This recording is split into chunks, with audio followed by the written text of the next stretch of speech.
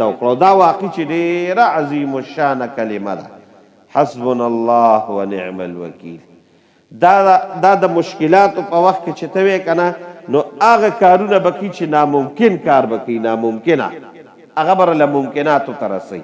دا بهترینه کلمه ده. بلکې زه برته دې نه علاوه بل ویم، رسول الله صلی الله علیه وسلم فرمایي کله چې ابراهیم علیه السلام نمرودیانو رونیوه او اور ته یې غورځوه او هغه اور چې 6 میاشتې د هغې غرغنډې بلې وي او په 6 میاشتې کې د هغې اور ته ورغورځېدل، خو پرېږده چې مفسرینو لیکلي دي د هغې اور د پاسه په 6 میاشتې کې مرغۍ د پاسه نه ده تللې.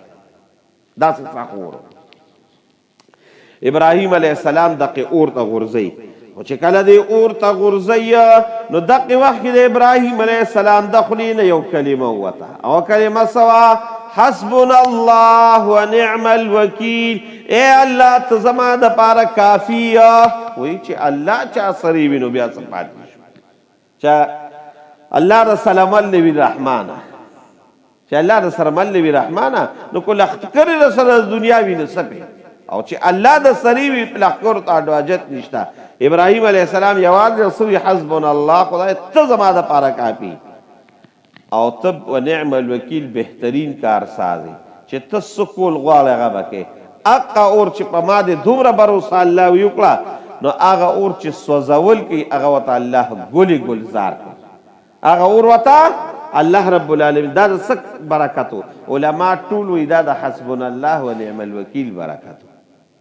عایشې بیبي باندې چې کله الزام ولګېده، خو واقعا انشاءالله په 18مه سپاره کې را روانه ده، 18مه سپاره کې د عایشې بیبي واقعه را روانه ده تهمت.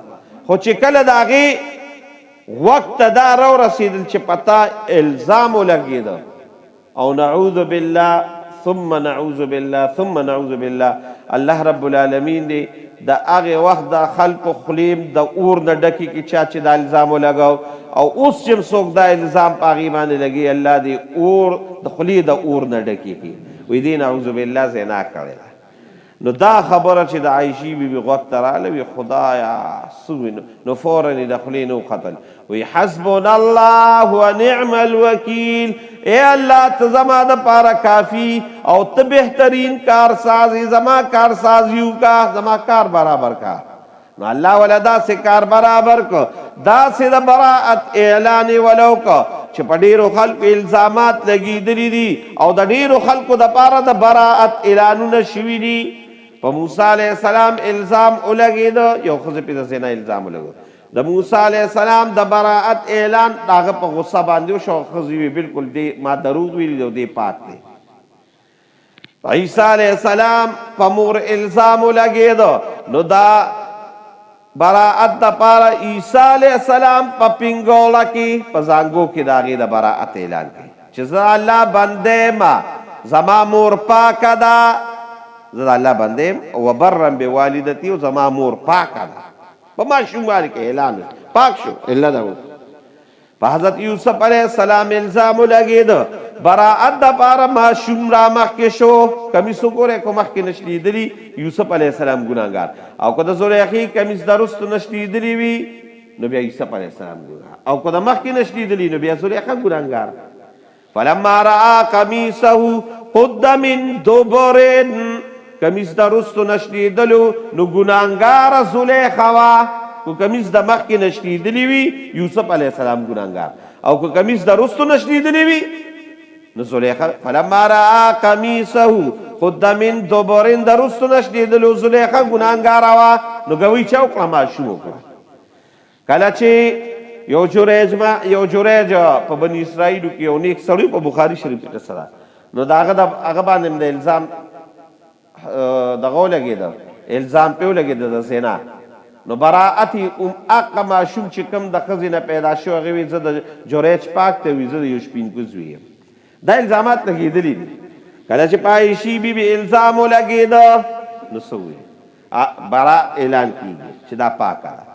الله وی نه ماشومانو ته ضرورت شته، نه بوډاګانو ته ضرورت شته، نه ځوانانو ته ضرورت شته، نه ښځو ته ضرورت شته، نه زناورو ته ضرورت شته چې چې د عائشې بیبي د براءت اعلان وکړي دې ټولو ته هېڅ ضرورت نشته الله وایي زه د هغې د براءت اعلان کوم اولئک مبرؤون مما یقولون الله وایي زه ګواه یم زه ګوهي کوم چې عائشې بیبي پاکه دا ولې د هغې ویلو حسبنا الله ونعم الوکیل نو الله وایي ورګه زه بهترین کارساز یم چې داسې کار نه لبا نو دا کلمه وایه چې کله تاسو ته موږ ته تکلیف راورسي خدای دې د تکلیفاتو نور عائشہ بیبی فرمائی وی ما رسول الله بیبی وا کنه د رسول الله مبارک بیبی وا او د بیبی ته د خاون جن معلومي کنه رسول الله صلی الله علیه وسلم چې کله به تکلیف راغی حزن براغی مشکل براغی یو کار خو به ادا او چې مونږ به وکړه فزع الى الصلاه